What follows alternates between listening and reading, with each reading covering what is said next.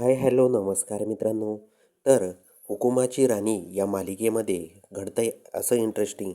जो इंद्र असतो तो ऑफिसला आलेला असतो आणि राणी त्याला जेवणासाठी घरी बोलवत असते.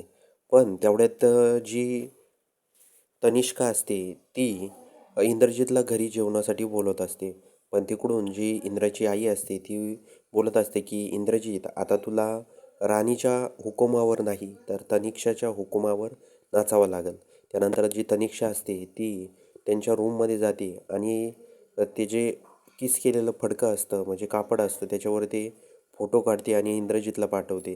त्यानंतर इंद्रजित घाबरतो आणि पळत पळत घरी येतो, कारण त्याला वाटत असतं की आता ही तनिक्षा ते कापड राणीला दाखवलं तर सगळं काही राणीला माहीत होईल, असं त्यांच्यामध्ये सुरू असतं. त्यामुळं इंद्रजित झटपट घरी येतो आणि सगळेजण डायनिंग टेबलवर बसलेले असतात जेवणासाठी.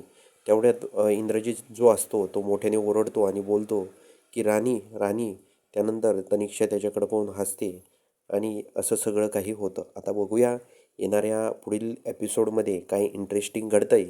हे बघण्यासाठी आपल्या चॅनलवर तुम्ही नवीन असाल तर चॅनलला सबस्क्राईब नक्की करून जा.